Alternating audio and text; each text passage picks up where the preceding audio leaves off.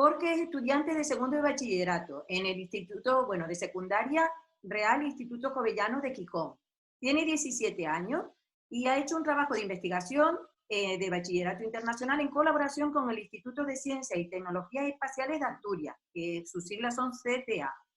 Ha catalogado una estrella variable eclipsante que se llama tipo EA en el variable Star Index de la... Bueno, ahora nos lo va a contar, para no dar más detalles. Y todos estos datos los ha obtenido con el telescopio espacial Kepler.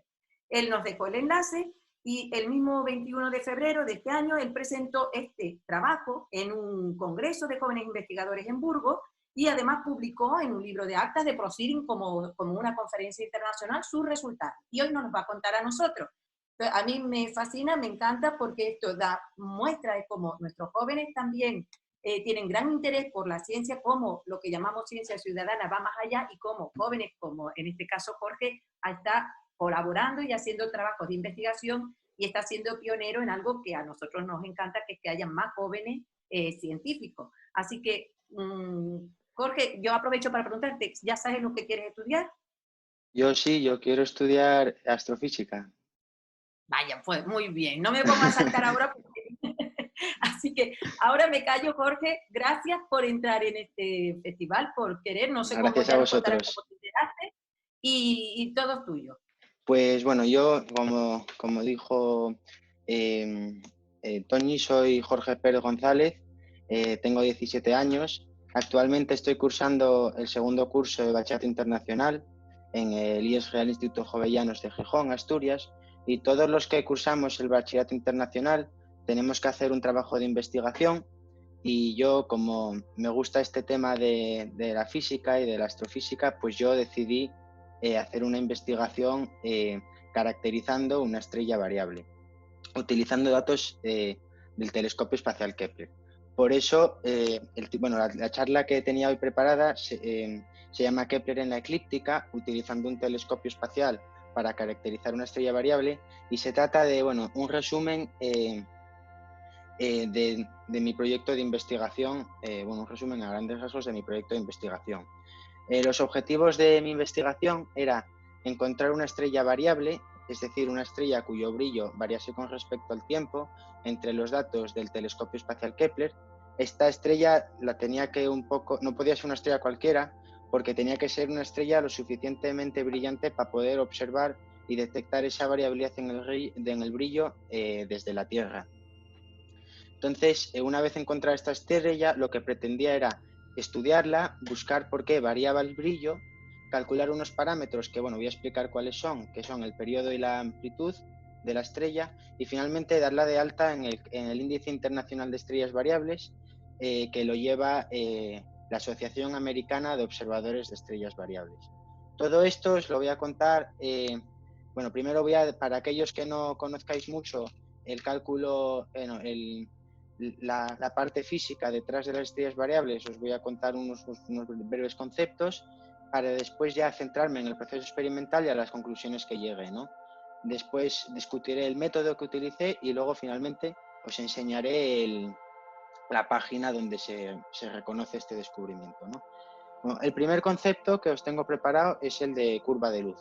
Una curva de luz es una gráfica de dispersión XY normal y corriente, donde en el eje de ordenadas tenemos el brillo de la estrella en unidades de magnitud, y en el eje de abscisas tenemos el tiempo en unidades de fecha juliana, que es la fecha juliana es el número de días transcurridos desde el 1 de enero de 4713 a.C.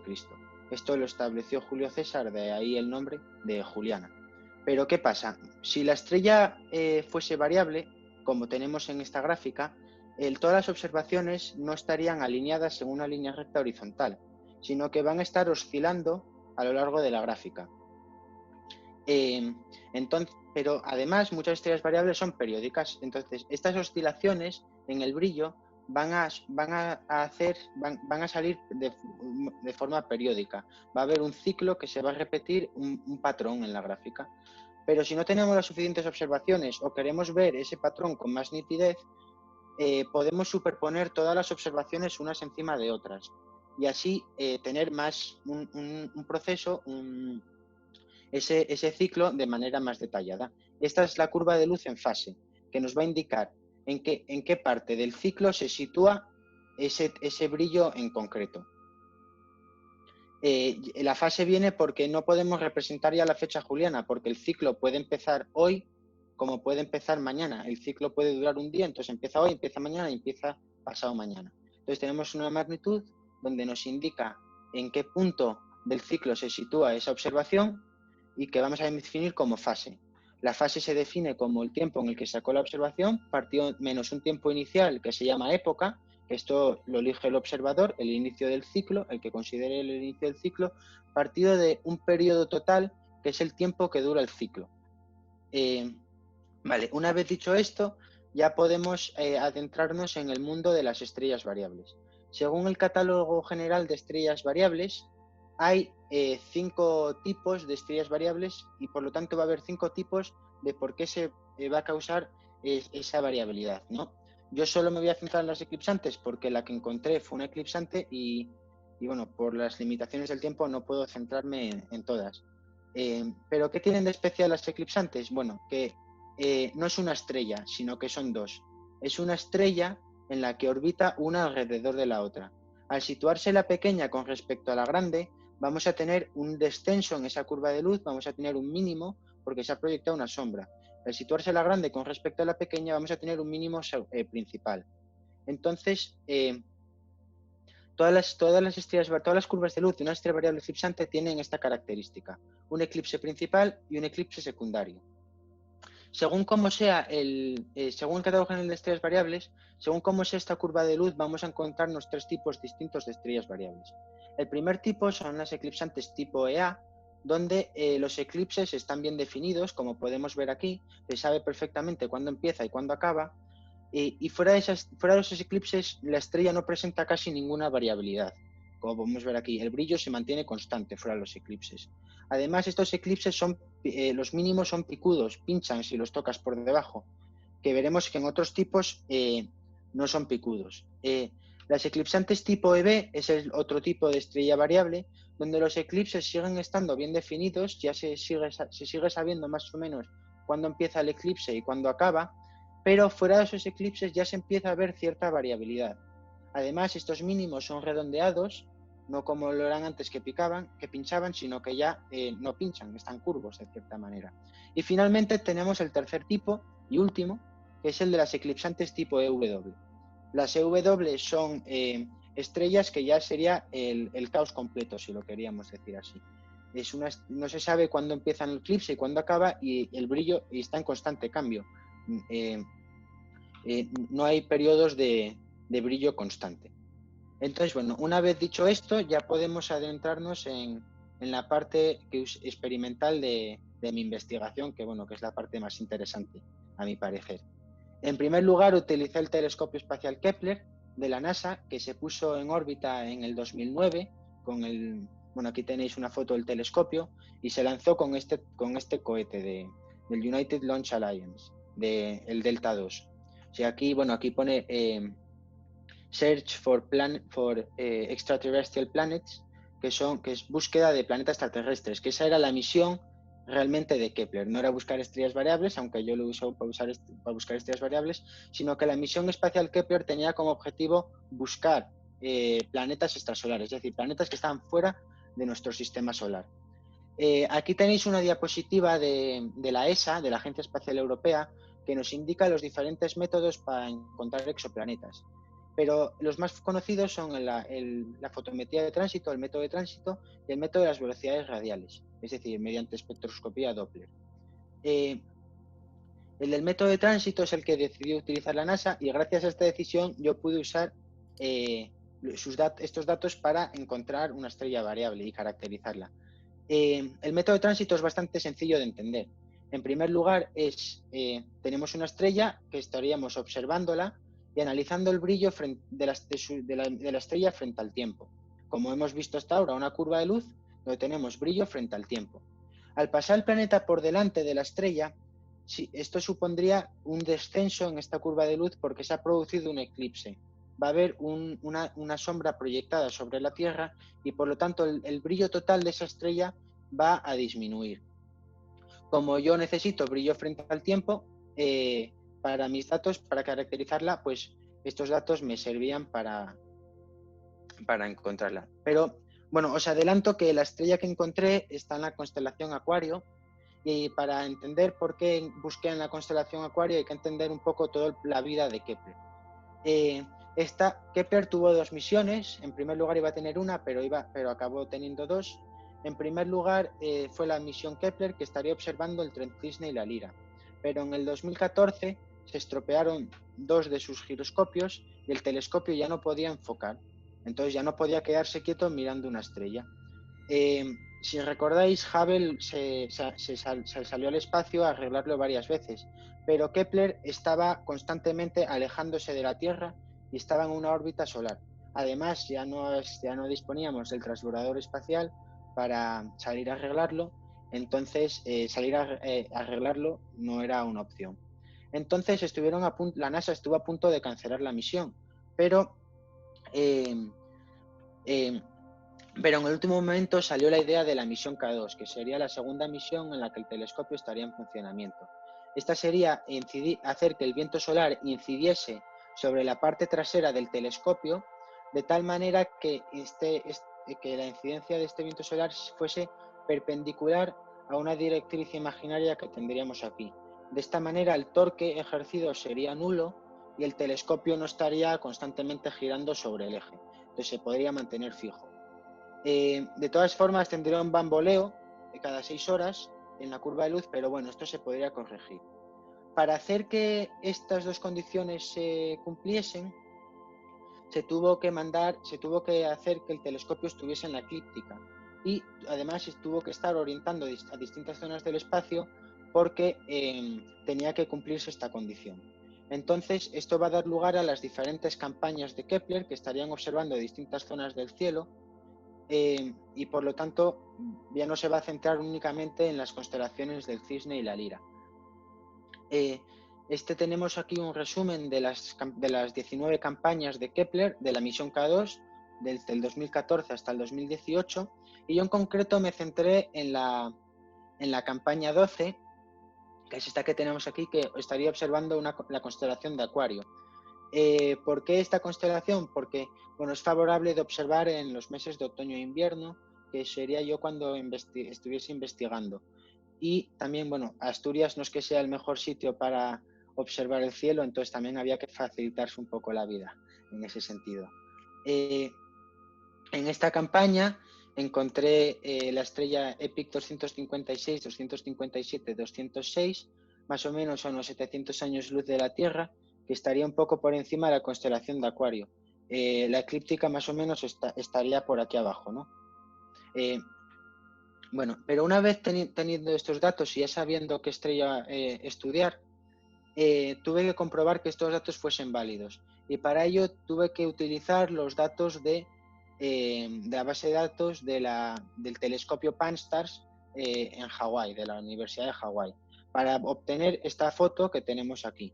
Esta imagen es una imagen de alta definición comparado con la que me puede dar Kepler. Puede ser que Kepler, en la estrella al lado de mi estrella hubiese una estrella muy poco brillante que no figurase en esta imagen, porque Kepler analizaría todo lo que estuviese dentro de este recuadro rojo y que estuviese contaminando mis datos. En esta imagen de alta definición y de un campo mucho más grande, podemos observar que realmente no hay ninguna otra estrella molestando en el campo, y por lo tanto di por válidos los datos de Kepler. Una vez ya sabiendo dónde enfocar el telescopio desde Tierra, utilicé el observatorio del Instituto Universitario de Ciencias y Tecnologías Espaciales de Asturias, situado en la azotea de la Escuela de Ingeniería de Minas, para obtener más datos. Y además tuve la suerte de que colaboró en esta investigación Faustino García, un astrónomo de la Asociación Astronómica Asturiana Omega, que también la estuvo observando durante una noche y me sacó datos para ponerlos en la gráfica. Esta sería la primera curva de luz que os enseñé al principio, brillo frente al tiempo. Entonces, para poder pasarlos a tener el brillo de la estrella frente a la fase, tenemos que calcular el periodo, porque el tiempo de la observación lo tenemos para cada observación, el tiempo inicial lo elegimos nosotros y necesitamos calcular el periodo La tienen que total. leer después, Luis. Y a ellos les va a gustar mucho. Marta, para ello, ¿te has acabado después el de libro? utilizar las funciones ¿Cuánto? matemáticas correspondientes, calculé el periodo, que son 0,2 Y te está 1,98 gustando. días, que más o menos son 5 horas y 16 minutos. Entonces, teniendo el periodo, ya pude graficar ya pude hacer la gráfica de magnitud frente a la fase, que es esta que tenemos aquí. Aquí se representarían dos ciclos, ¿no? Desde 0 hasta 2. Entonces, el ciclo completo de la estrella sería este. El tiempo inicial, la época, sería el mínimo principal, que es este de aquí. Entonces, por lo tanto, ¿qué es lo que hace variar la estrella? ¿Qué es lo que varía la estrella? Como tenemos como tenemos dos mínimos, uno principal y uno secundario, será un eclipsante. Y por lo tanto, habrá una estrella orbitando periódicamente alrededor de la otra. Si comparamos esta curva de luz con las curvas de luz anteriores, concluyo que es una curva de luz de tipo EA, por lo tanto la estrella es una tipo EA, pero curiosamente lo más interesante de esta estrella es la amplitud, que es el rango entre el brillo máximo y el brillo mínimo de la estrella. Mis datos solo me determinan estos valores, el del periodo y la amplitud. Y entonces, a partir de ahora son solo especulaciones. Una estrella variable suele tener más amplitud que unas 0,05 magnitudes, que es realmente lo que tiene esta estrella. Entonces, ya intento en mi investigación explicar el por qué puede ser esto. En una estrella, cuando teorizamos este modelo, cuando maquetizamos, tenemos en cuenta que el plano de la órbita con respecto a la Tierra es cero. Entonces, nosotros cuando lo estamos observando, va a haber una superposición total de la pequeña con respecto a la grande.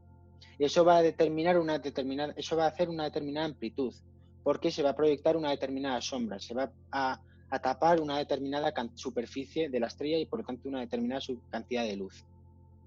Pero ¿qué pasa si ese plano no fuese, esa inclinación no fuese nula, sino que hubiese cierta inclinación de la estrella, como podemos ver, del plano, como podemos ver aquí?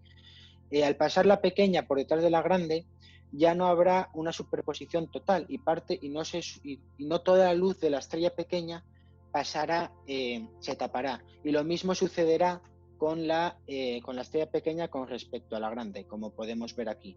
Se tapa mucha menos y por lo tanto se proyectará una sombra mucho menor.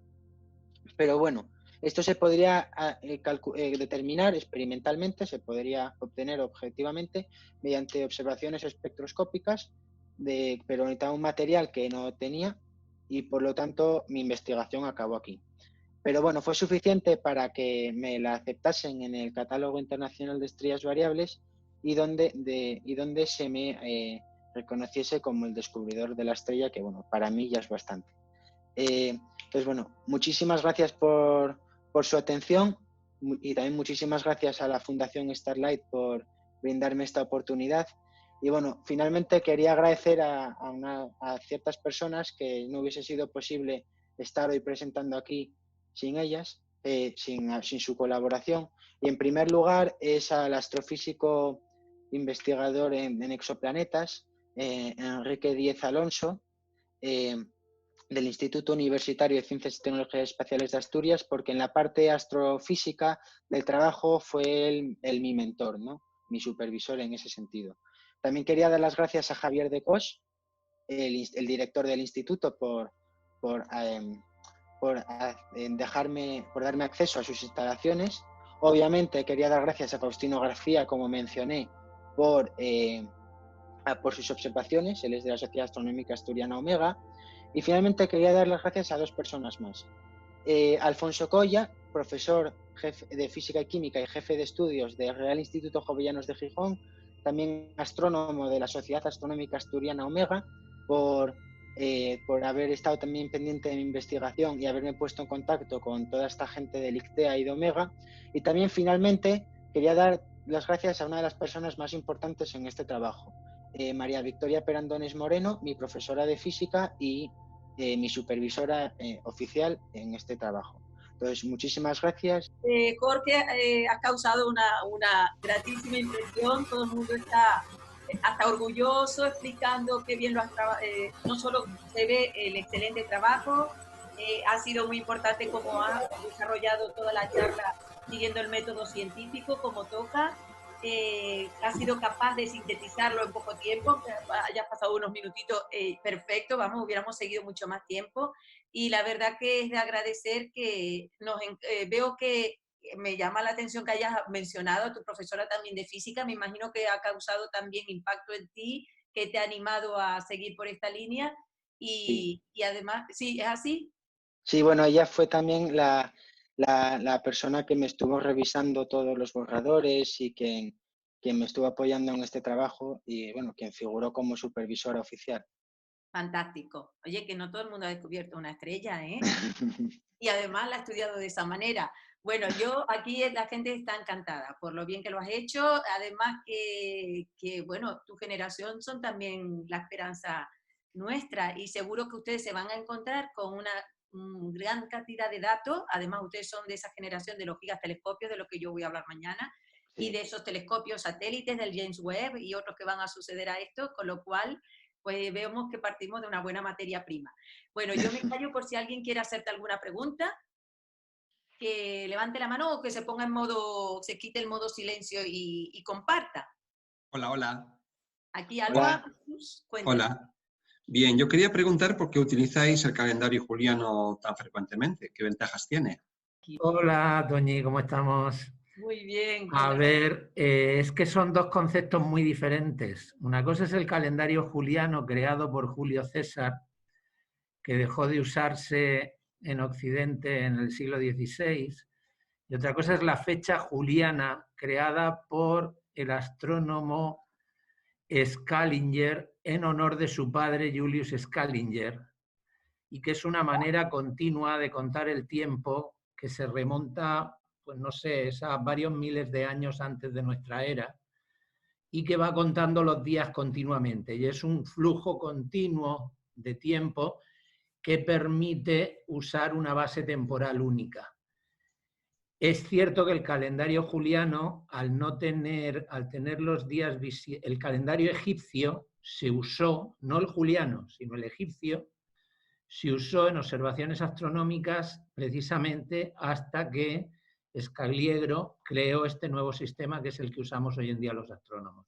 Entonces no se debe confundir el calendario juliano con la fecha juliana. Son dos cosas completamente distintas. Precisamente Juan Antonio va a ser nuestro siguiente ponente. Juan, no sé si te incorporaste cuando presenté a Jorge, pero... Sí, llevo incorporado desde las 6. Contaba que precisamente yo, aunque hago un resumen muy breve de cada uno, pero de Juan Antonio, yo si me permite decir algunas líneas, Juan, él nació en Murcia, hizo física, y corrígeme si me equivoco, en la Universidad de Barcelona, aunque se doctoró en astrofísica en la Universidad de Laguna. Ha cursado numerosos estudios de lengua jeroglífica egipcia, también desarrolla su labor, como sabemos, en campos de exoplanetología, física estelar, arqueoastronomía. Yo siempre te nombro a ti como, yo sé que no se me dirá, no sé en qué ranking, pero desde luego si contamos con la mano los mejores y más prestigiosos arqueoastrónomos del mundo, yo te pongo a ti. Yo te pongo el primero. Tú a veces me dices, no soy el primero o el segundo, da igual el ranking, pero realmente eres uno de los padres de esta ciencia, podríamos decir antigua, moderna, que es la arqueoastronomía, ¿no? También tenemos, bueno, ha escrito decenas de libros, yo sé que hay muchos que nos pueden interesar muchísimo, yo uno de los primeros que me pude leer tuyo fue El cielo de los magos, que me ayudó muchísimo, sobre todo también en Starlight, aunque ha escrito otros como Pirámides, Estrellas y Templos, o sea, tienes algunos mucho más recientes, seguro que pondrás referencia. O sea, que aparte de su investigación tan prolija, también ha sido director, podríamos destacar, bueno, es un grandísimo divulgador, o sea, haberlo pillado hoy es porque está en confinamiento, porque si no estaría en cualquier otra parte del planeta. Murcia, estaría en Murcia. En Murcia, vaya, por fin en casa, lo cual me alegra mucho.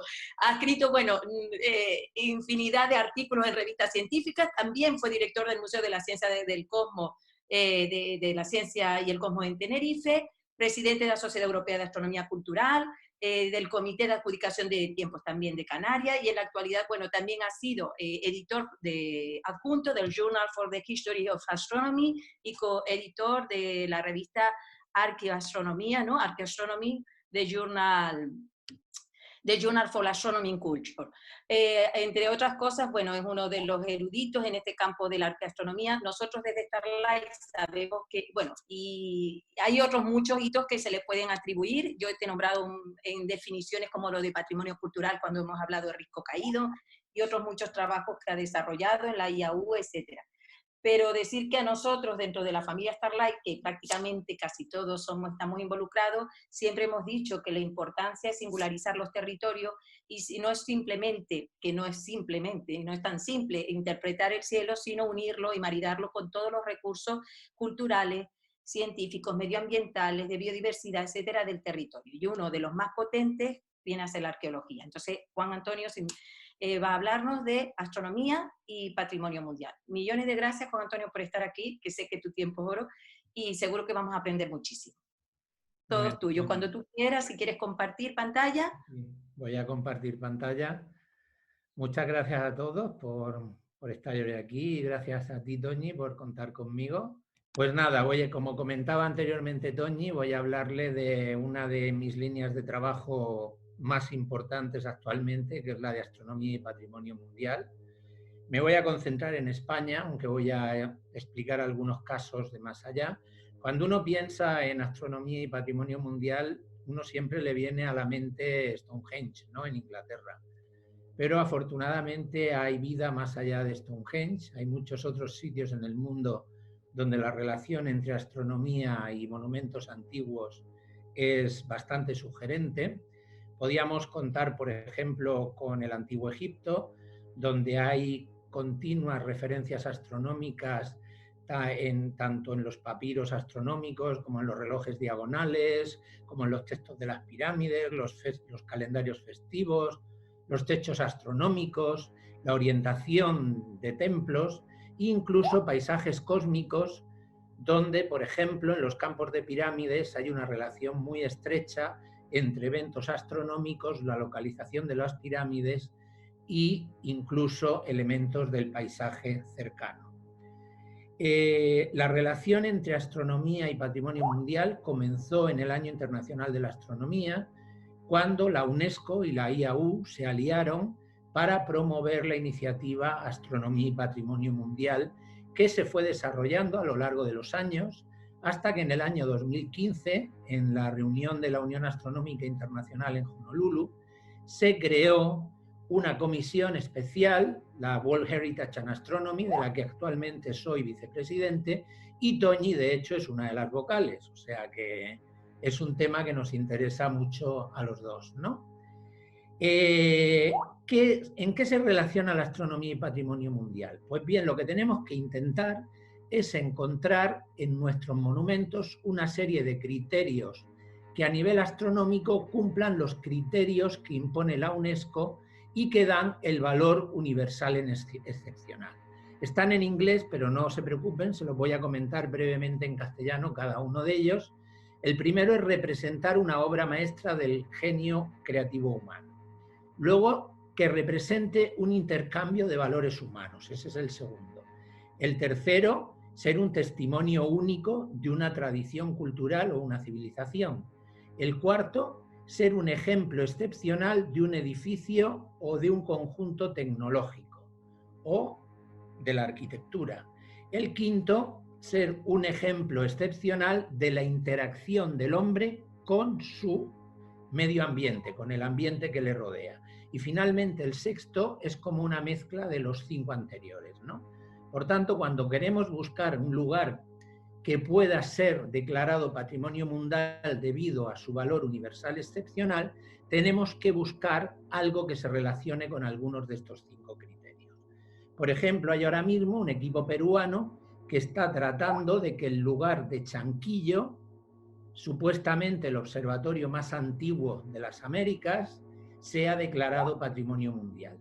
El primer lugar totalmente astronómico que fue declarado patrimonio mundial es el observatorio del Maharaja Jai Singh en Jaipur, en la India, que fue declarado patrimonio en el año 2010, gracias a que representa un ejemplo excepcional de cómo se asocia la observación del universo, las creencias y la sociedad, por el criterio 3. Y también por el criterio 4, porque el Jantal Matar era un ejemplo excepcional de un conjunto unificado de instrumentos astronómicos. Es un lugar precioso, si alguna vez van a la India no se lo pierdan, y fue el primer lugar que fue declarado Patrimonio Mundial por su importancia astronómica. Nos vamos a centrar ahora en España y me voy a centrar en 4 ejemplos. Uno quizá no lo verán porque estará tapado igual por mi imagen, a la derecha es la isla de Menorca. Son 2 en la península, uno en el archipiélago balear y otro en el archipiélago canario. El primero del que les voy a hablar es un lugar que ya ha sido declarado Patrimonio de la Humanidad. Lo fue declarado hace 4 años por la UNESCO y es el conjunto de los dólmenes de Antequera. El conjunto de los dólmenes de Antequera es un grupo de 3 monumentos excepcionales que cada cual a su manera se relaciona con la astronomía y con la topografía. El más antiguo es el dolmen de Menga y es uno de los pocos monumentos megalíticos de la península ibérica que está mirando no hacia un evento celeste, sino hacia una montaña singular, en este caso la Peña de los Enamorados. Ahí fue uno de los primeros lugares donde yo trabajé con el profesor Michael Hosking de la Universidad de Cambridge, que ha sido durante años mi mentor en mis trabajos de arqueoastronomía. Ha sido y sigue siéndolo, afortunadamente todavía está con nosotros, aunque ya está muy viejito, y fue el que postuló esta hipótesis para Menga. Otro es el Tolos del Romeral, el más joven de los 3, donde podría haber una relación con el solsticio de invierno, y el de mediana edad, digamos, de aproximadamente hace 4.000 años, es el dolmen de Viera, que está orientado prácticamente hacia el equinoccio. Fue en este lugar precisamente donde, junto a la evaluadora que había enviado la UNESCO, Margaret Owen, estuve defendiendo el carácter astronómico, la importancia astronómica del conjunto megalítico de Antequera y que por tanto merecía ser declarado Patrimonio Mundial como en su momento lo fue. Siguiente lugar del que quiero hablarles, me pilla muy de cerca porque es en la isla de enfrente, es en la isla de Gran Canaria, y sobre el paisaje cultural Risco Caído y los espacios sagrados de Gran Canaria. La cronología, el periodo que se situaría sería el periodo aborigen del poblamiento de la isla de Gran Canaria, desde más o menos el cambio de la era hasta la conquista castellana en las últimas décadas del siglo XV, y es un espacio espectacular que abarca aproximadamente un 15% de la superficie de la isla. Es decir, es un espacio, es un paisaje cultural, no es un solo monumento, es un paisaje, y dentro de ese paisaje cultural se sitúan una serie de elementos muy importantes. Una cosa que sí que quería comentar es que para la elaboración de la memoria, un tocho de 600 páginas, contamos con un equipo multidisciplinar formado no solo por astrónomos, sino también por arqueólogos, antropólogos, geólogos, botánicos, arquitectos, en fin, un equipo multidisciplinar de una categoría profesional brutal que consiguió, que sería la que finalmente conseguiría, luego veremos, ese reconocimiento. Como les comentaba, dentro de ese área cultural hay una serie de yacimientos que se relacionan con la astronomía cultural. Gran Canaria es la isla más rica en yacimientos arqueológicos relacionados con el cielo, y dentro del paisaje cultural hay 4 que de una manera u otra lo están. De hecho, si nos fijamos en cuáles criterios proponíamos, eran 2, el criterio 3, que la propiedad propuesta constituía un testimonio excepcional de una cultura insular en donde se relaciona el celaje como una parte fundamental de la visión del mundo. Esta palabra celaje o palabro es una palabra que estamos intentando promocionar, existe en castellano, pero solo como paisaje con nubes. Y estamos intentando promocionarla como una palabra que sería la traducción literal del inglés skyscape, como cualquier evento que ocurre en el cielo. incluido los eventos astronómicos. Y el otro criterio que pedíamos era el criterio 5, donde afirmábamos que la orientación y el alineamiento de ciertos santuarios y cuevas artificiales también indicaban la íntima relación entre este tipo de asentamientos y el celaje y los principales elementos del paisaje. También es relevante el paisaje. Como les comentaba anteriormente, hay 4 lugares donde esto ocurre. Uno es la Mesa de Acusa, un lugar excepcional de cuevas de habitación y cuevas de enterramiento, con un paisaje absolutamente espectacular y donde hay una cuevita muy chula, se llama la Cueva de las Estrellas, porque todo el techo está tachonado de estrellas, ¿no? Como si fuera una especie de planisferio o de planetario prehistórico. El otro es Risco Caído, del cual toma nombre el propio paisaje cultural. Toma nombre porque es como una especie de marca, es una marca que, de todo el conjunto. Es un conjunto de cuevas muy interesante, donde hay una cueva excepcional, que es la cueva número 6, con un techo en forma de paraboloide, toda ella llena de grabados rupestres de vulvas, de triángulos cúbicos, y donde se produce una fenomenología astronómica muy sugerente, de forma que el Sol entra un par de días antes del equinoccio, ilumina el interior de la cueva durante los meses de primavera y verano, produciendo el máximo fenómeno luminoso en el solsticio de verano, y deja de iluminar el interior un par de días después del equinoccio de otoño. Curiosamente, cuando la luz del Sol deja de penetrar en el interior de la cueva, empieza a penetrar la luz de la luna.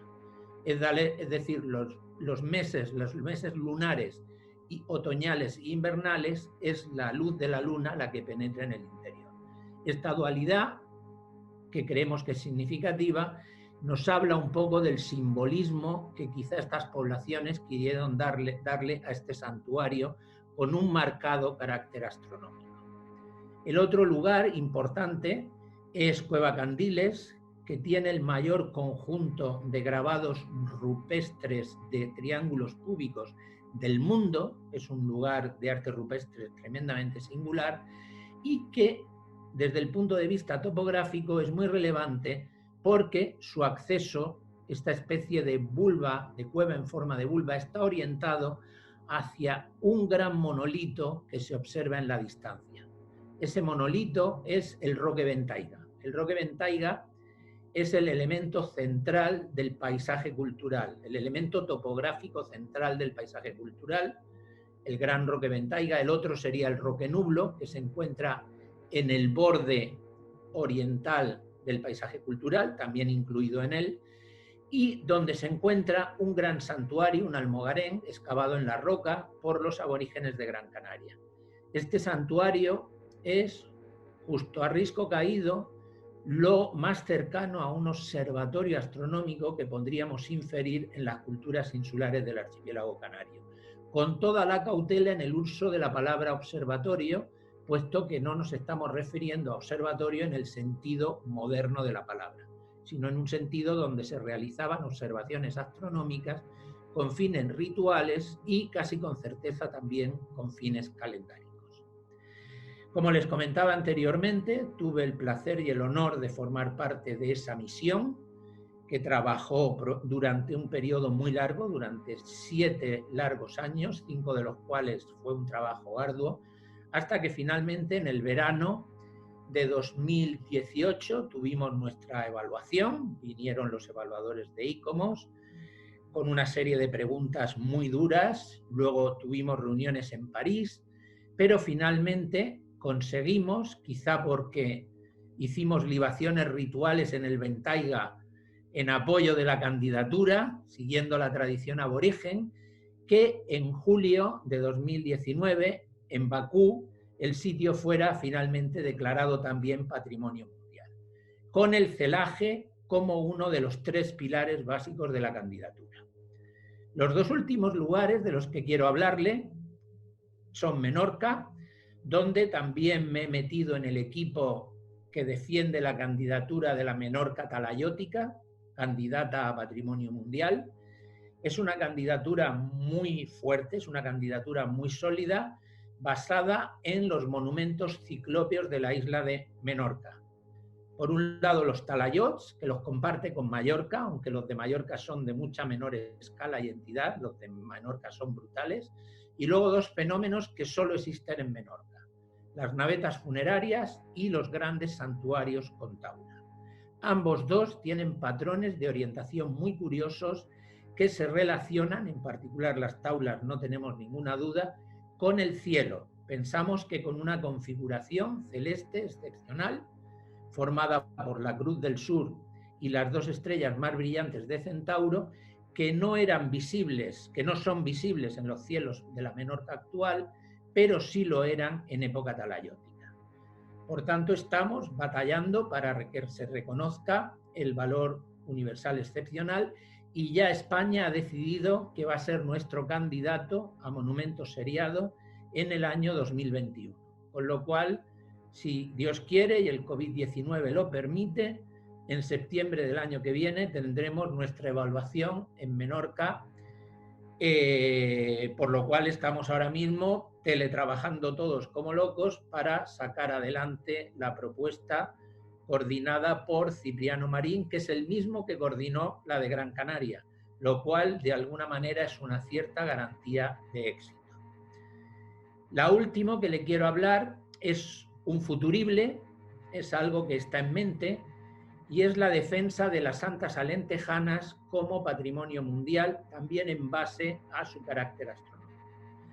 Las santas alentejanas son las más singulares de un gran conjunto de monumentos megalíticos que se extiende por toda la fachada atlántica ibérica, de la península ibérica. Se llaman alentejanas porque su mayor número se encuentra en el Alentejo portugués, pero también las hay en España, y con mayor diversa tipología se extienden desde Galicia hasta la provincia de Huelva. Pero en particular las santas alentejanas, que son unos monumentos muy antiguos, fíjense en la cronología, estamos hablando de hace 6.500 años, tienen una característica muy singular, y es que todas ellas, sin excepción, están orientadas hacia la salida del sol en algún momento del año. Y son la prueba más antigua, sin lugar a dudas, de un interés astronómico en la prehistoria. Es decir, hay un apoyo estadístico firme de ese interés en la prehistoria por observar fenómenos en el cielo. Esto además se verifica en un pequeño análisis estadístico que hicimos de uno de los pocos elementos muebles que se encuentran en este tipo de dólmenes, que son los ídolos placa. Los ídolos placa son unas pequeñas estructuras, generalmente suelen ser de esquisto o de pizarra, como de este tamaño, que muestran patrones de triángulos o de cuadrados o de zigzags, que se pueden contar. Y si uno cuenta esos patrones de una muestra estadísticamente significativa, de hecho la muestra es de más de 100, se encuentra que los patrones se agrupan principalmente en dos grupos, uno en torno a 12 y 13 y otro en torno a 28, 29, 30.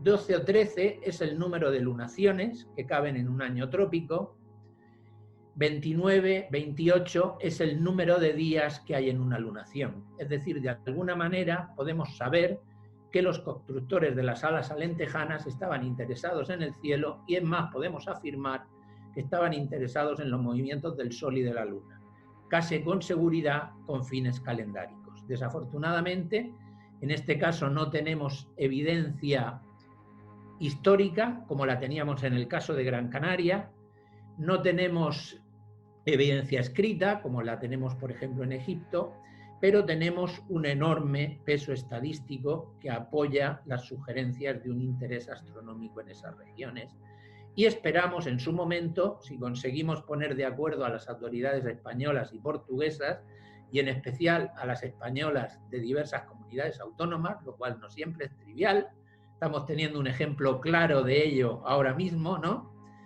Pues esperamos promoverlo en los próximos años. Mi sueño sería que en los próximos 5 años poder promover esta candidatura. Ya para terminar, comentarles que hay otras candidaturas que incluyen elementos astronómicos de referencia muy sugerentes. Por ejemplo, esto que ven aquí es el edificio de Juan de Villanueva del Observatorio Astronómico Nacional, y es uno de los edificios, bueno, alberga la única réplica existente de un telescopio de William Herschel, que tiene todavía las piezas originales del telescopio de William Herschel. Es decir, la madera no, porque la quemaron los franceses para calentarse durante la Guerra de la Independencia, pero el espejo y la óptica sigue siendo la misma. Pues bien, este edificio y este telescopio se encuentran dentro del Paseo del Prado y el Retiro, Paisaje de las Artes y las Ciencias, que es nuestro candidato a Patrimonio Mundial este año. El problema es que la reunión de la UNESCO, de la Comisión de Patrimonio Mundial de la UNESCO, tenía que haberse celebrado en julio en Pekín, en China, y como comprenderán, pues no es ni el momento, ni el lugar, ni las circunstancias adecuadas para que se celebre, con lo cual pues puede que todo el proceso se atrase por lo menos un año. Por eso les comentaba anteriormente que Menorca, que va detrás, pues quizá también tenga que esperar su turno. Otras ideas de futuro interesantes, pues por ejemplo, también hemos tratado de promover lo que llamamos la iniciativa Windows to the Universe, Ventanas al Universo, en el cual pues se trataría de declarar patrimonio mundial los grandes observatorios del planeta, es decir, los observatorios de Chile, los observatorios de Hawái y nuestro propio observatorio del Roque de los Muchachos en la isla de La Palma. Problema: la UNESCO exige preservación y los observatorios modernos precisamente se caracterizan por todo lo contrario, es decir, instalaciones se desmontan, nuevas instalaciones ocupan el lugar y son entes vivos en los cuales hay un cambio continuo. No sabemos todavía cómo compaginar ese mandato de la UNESCO de la preservación con el interés científico, porque desafortunadamente, y de esto Toñi lo sabe muy bien, el cielo por sí solo, es decir, ser un lugar starlight, es decir, ser un lugar con una calidad del cielo excepcional, no es considerado por la UNESCO como un valor universal excepcional suficiente para que el lugar sea declarado patrimonio mundial. Tienes que añadir otra serie de valores y hay un grupo trabajando en esto y esperamos que a medio plazo pues también se consiga que los grandes observatorios, los grandes lugares científicos de nuestro planeta puedan ser considerados patrimonio de la humanidad. Y bueno, creo que esa es otra historia, como les digo ahora mismo, y espero haberles contado una serie de cosas que al menos les hayan parecido interesantes. Y bueno, no sé, Toñi, si hay tiempo para alguna pregunta o... Juan, quería darte las gracias por la estupenda conferencia, porque nos ha hecho una síntesis. Detrás hay muchísimo trabajo, detrás de cada frase, de cada dato, y nos consta. Es para también nosotros desde la familia Starlight un orgullo tener sitios como Risco Caído, que también es, bueno, y entró dentro de este trabajo que pudiera certificarse Starlight, también lo es Menorca, es decir, que no en balde hay algo, ¿no?, que va unido a ese cielo y es lo que ustedes están promocionando y realmente poniendo en valor. Lo usamos como argumento de apoyo, por supuesto. Efectivamente. Entonces, la verdad que aprendemos muchísimo y sí me gustaría que, bueno, ya también daremos referencia de tus libros, de algunos trabajos, para que la gente que está aquí, que son los que luego están contando y narrando el cielo, hay gente de Gran Canaria, tenemos a gente de Menorca, de otras islas donde también hay mucha, en Monfragüe y en otros muchos sitios de España y Antequera que están trabajando el cielo. No olviden nunca, por favor, poner todo esto en valor, porque si no, el cielo por sí solo, como decía Juan, pues tampoco tiene, es muy importante, pero se puede, digamos, carece de sentido por sí mismo, ¿no? O sea que es muy importante juntar todo este patrimonio. Bueno, no carece de sentido porque por sí... Eso te iba a decir. Pero que lo que deberíamos es ponerlo en valor, sobre todo para este tipo de certificaciones o de reconocimientos de UNESCO, con todo lo que tiene. Paleontología, también lo hemos hablado en los geoparques, lo hemos hablado en un montón de espacios naturales, poner en valor.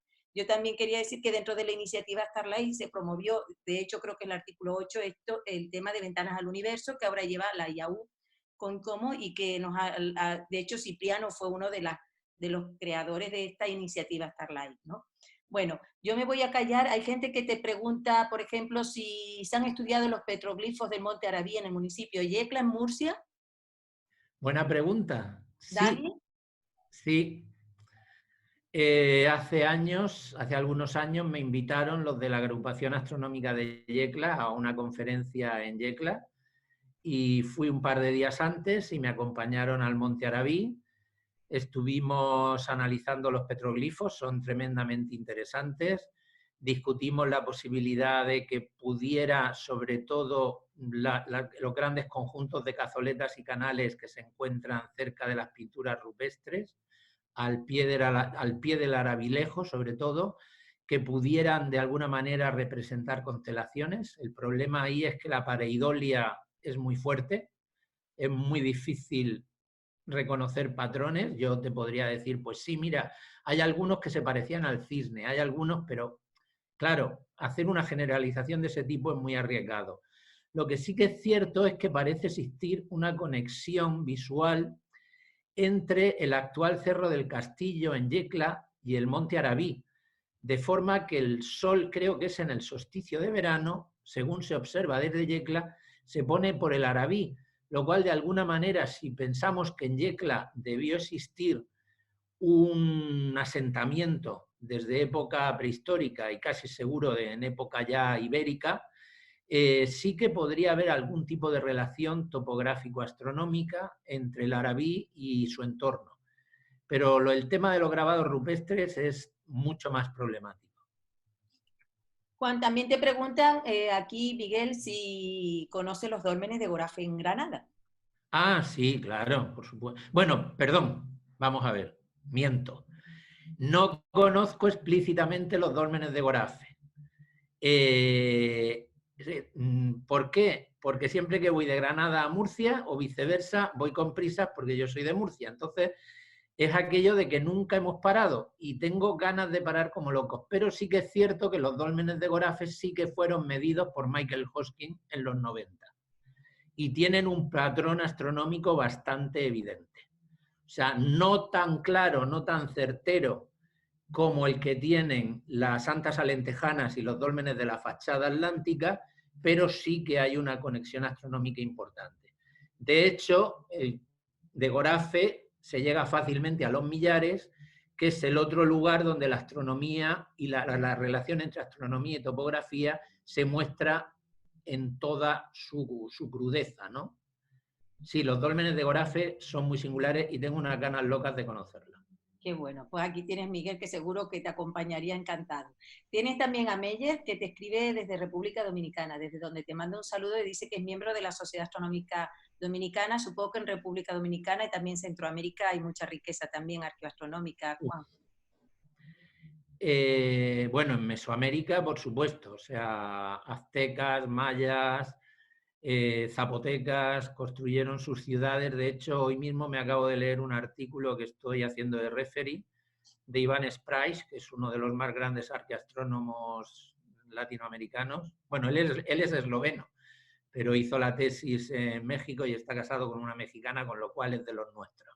O sea que, y es espectacular, o sea, el artículo, aparte que el artículo era buenísimo, pues me he enterado de un montón de cosas. En particular en la República Dominicana y en Puerto Rico y en Cuba me consta que hay lugares ceremoniales de los tainos donde se han discutido posibles relaciones astronómicas. Pero yo no tengo el conocimiento suficiente para hablar de ese tema, no lo conozco en detalle. También, Juan, volviendo a España, en Teruel, Fernando te pregunta si conoces el Observatorio del Equinoccio en Oliete. Y ¿Cuál?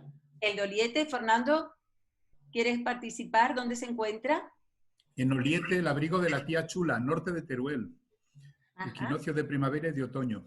Sí, sí, lo conozco. El problema, yo de hecho fui evaluador del artículo correspondiente y ahí tienes un problema. El problema principal es cuál es el lugar de observación. Siempre cuando tú defines un alineamiento astronómico, tienes que tener un lugar lejano donde se produce el fenómeno astronómico y un lugar cercano desde el cual tú observas.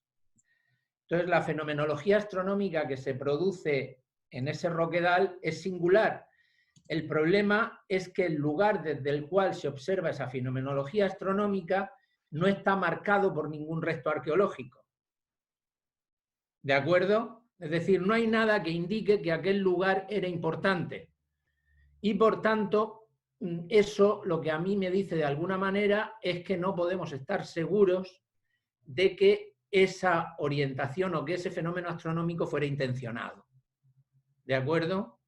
O sea, necesitas evidenciar que el punto de observación también está claramente marcado en el terreno. Y en este caso no lo está. Fantástico. Juan, también, bueno, aquí te dicen que está invitado a conocer Goráfica, además es un parque Starlight, también hay que decirlo. Sí, ya lo sé, ya lo sé. Sí. Aquí pregunta Jesús, ¿quieres preguntar algo? Me parece que alguien quería preguntarte. Ponte entonces...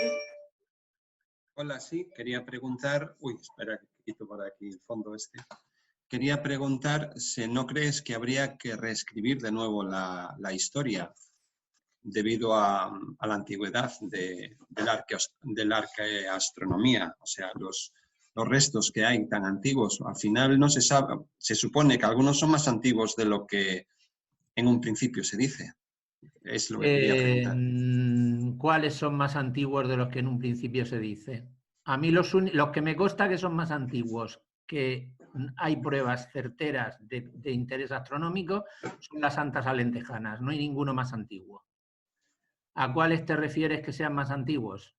A la zona de México, ¿no? No, que va, en México las construcciones más antiguas en territorio mexicano son las construcciones olmecas en la zona de La Venta y Tres Zapotes y San Lorenzo, y ninguna de ellas se remonta mucho más allá del 1500, 2000 a.C.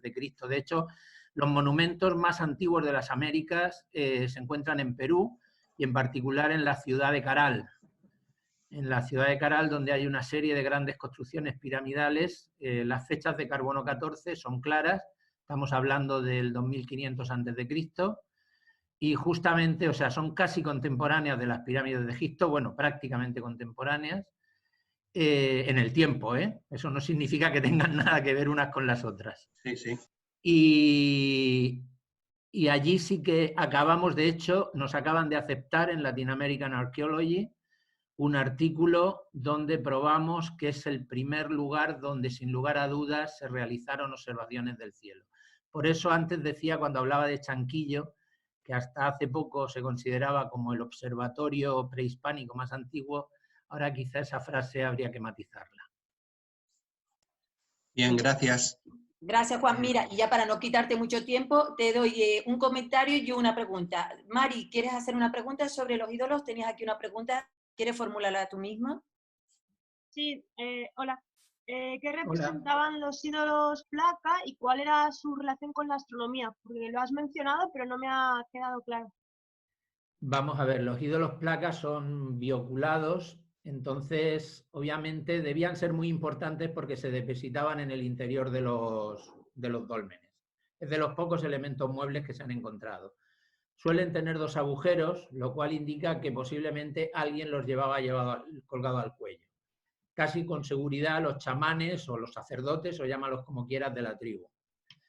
¿Qué representaban? Pues hay ídolos oculados muy parecidos en todo el sur de la península ibérica. Cuando digo ídolos, los digo porque están en 3 dimensiones, ¿no? No son planos como este. Estos se llaman ídolos placa porque literalmente es una placa que está decorada por un lado. Y lo que comentaba era que están decorados con patrones de triángulos y de zigzags que tú puedes contar, ¿de acuerdo? Y como hay cientos de ídolos placa, puedes hacer un análisis estadístico de esas cuentas.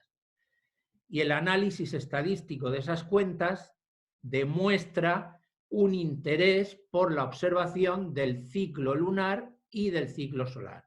Y por tanto, con seguridad del Sol y de la Luna. Perfecto, muchas gracias. Y Meyer, ya... Gracias. Y ya solo un comentario que Meyer de antes te quiere comentar. Te doy paso, Meyer, desde... ¿Querías comentar algo sobre el nombre de la estrella que se asignó a una cueva? Buenas tardes desde aquí de República Dominicana. ¿Me escuchan? Sí, perfectamente. Primero, muy buena exposición del señor, espectacular. Mucha suerte en eso que se están proponiendo todos ustedes. Excelente. Sí, efectivamente, el año pasado, por los 100 años de la Unión Internacional de Astronomía, a República Dominicana le asignaron una estrella y un exoplaneta en Acuario. Se hizo toda la campaña y al final ganó una propuesta de unas deidades taínas que son antiguas y que en una cueva que está relativamente cerca de la ciudad, no está lejos, hay una cueva que solamente el 21 de diciembre, en el solsticio, a una hora específica, la luz del sol entra a la cueva y al final hay una estalagmita donde hay unas imágenes de esas deidades. Ay, La qué bonito. estrella y el planeta tienen esos dos nombres. Ustedes lo pueden buscar en todos los países que pusieron sus nombres y esos fueron aprobados. Eso es una muestra de que los taínos, antes de la colonización, ya tenían conocimientos astronómicos también. Sí, sí, sí, por supuesto. Antes te refieres en época prehispánica. Prehispánica. Sí, sí, por supuesto. Yo te acabo de comentar que en Caral estamos hablando de 2500 antes de Cristo, contemporáneo con las pirámides de Egipto. O sea, de ahí, es decir, desde la primera colonización de América hace 12.000 años, pues las poblaciones tuvieron el tiempo de sobra de observar su cielo, reconocerle, ponerle nombre a las constelaciones y en muchos lugares, casi con seguridad, encontrar ese tipo de relaciones. Pues eso a lo mejor te debieras poner en contacto con mi colega César Esteban, también en el IAC, porque él trabaja precisamente en las relaciones del arte parietal paleolítico con fenómenos astronómicos de este tipo. Y podría interesarle. Perfecto. Sí, con mucho gusto. Y un saludo a todos ustedes. Muchas gracias, Melle. Y ya la última, para no abusar de ti, ya de Juan Antonio, la va a hacer Sara, y como tiene que ver con todo el patrimonio que hay en Valencia de Alcántara, que también es Starlight, que forma parte del territorio. Sara, cuando quieras, y ya dejamos aquí, porque estamos abusando muchísimo, Juan, pero es un placer. Sara, cuando quieras. Hola, Juan Antonio, bien, genial la charla. Encantado. Me he quedado con una duda porque quería saber si el conjunto de dólmenes de Valencia de Alcántara, por proximidad, se contarían dentro de esas antas alentejanas que estabas diciendo. Sí, son antas alentejanas de pleno derecho. Es más, mi primer trabajo en los dólmenes lo hice en Valencia de Alcántara junto a Michael Hoskin en el verano del año 94. O sea, mi primera experiencia arqueastronómica con monumentos megalíticos fue precisamente en Valencia de Alcántara. O sea, que le tengo un cariño muy, muy especial a ese entorno. Y son antas alentejanas de pleno derecho y respetan el patrón y se han encontrado, de hecho, uno de los ídolos placa que he enseñado la foto, se encontró en el dolmen de las Huertas, creo, en uno de los dólmenes del conjunto de Valencia. Y allí tenéis algunos de los monumentos más excepcionales. Está, por ejemplo, el Anta de la Marquesa, que es una chulada. He puesto la foto del Dolmen de Tapias, que es un anta lentejana de manual, con las 7 piedras perfectamente que forman la cámara y la de cobertura. Desafortunadamente ahí no se conserva el corredor de acceso. O sea, las dólmenes de antes, yo a todo el mundo les recomiendo, o sea, un fin de semana en Valencia de Alcántara, ruta dolménica, además algunos de ellos hay que pateárselos, con lo cual incluso tiene trekking. Yo se lo recomiendo a todo el mundo que le apetezca hacerlo. La verdad que sí lo puedo apoyar. Como tuve el gusto de hacer con Cipriano Marín la auditoría de Monfragüe como un destino turístico Starlight, que tuve el gusto de visitarlo, ¿no? Me acuerdo en aquel momento ya me iba de viaje y además reconozco que tenía como unos taconcillos que muchos me conocen, que es habitual en mí. Terminé haciéndolo también como descalza, lo mismo que en las navetas de Menorca, que algunos me recordarán que me prestó unos calcetines Carles Fernando para poder caminar por allí. Bueno, yo ya termino, Juan Antonio. Quiero volverte a dar las gracias. A Jorge también, que debe estar por ahí también. Así que un aplauso enorme en nombre de todos. Yo antes de despedirme, hasta mañana. Mañana es fiesta, pero mañana tenemos, por favor, no se vaya porque me toca a mí. Entonces me gustaría tener un poquito de audiencia y además luego tenemos un debate sobre el futuro tras el COVID del turismo de estrellas, del astroturismo, de una nueva forma de hacer realmente turismo y acercar el cielo en un tiempo que es un poco adverso para este sector. Y yo, saben que cada día yo elijo una obra de arte que tenga que ver arte y pintura. Y hoy he elegido una más renacentista, más clásica, que de Bruegel el Viejo y de Rubens, que saben que, bueno, estamos hablando de los siglos XVI y XVII. Ellos hicieron una serie de obras, son 5, que son los sentidos. Entonces, hay precisamente una que se llama La Vista, y es esta obra que tengo detrás, que está ahora en el Museo del Prado, desde 1849. Decir que ellos se conocieron en Amberes y se ve que trabajaron juntos esta serie de obras. ¿Por qué la pongo hoy? Porque como sé que van a tener más días de vacaciones, decir que en este cuadro se pueden encontrar, que ahí igual no lo ven, hay un semicírculo azimutado, una esfera armilar, un globo terrestre, una ballestilla, 2 compases de Galileo, estos que son como pantómetras, 6 telescopios, 7 astrolabios y 8 sextantes. Con todo eso, bájense ese cuadro y a ver si los identifican. Así lo ponemos a modo de juego. Era la época justo después del telescopio, estamos hablando de sobre todo 1617, sabemos que Galileo el primero que construyó fue hacia 1609, y fue una época de gran auge de instrumentos astronómicos, y por eso he puesto este cuadro para que se diviertan, aprendan y hablemos también qué es cada una de esas cosas. Pues nada, me despido hoy por hoy, gracias por este rato tan estupendo que hemos pasado, y les espero mañana, ¿de acuerdo?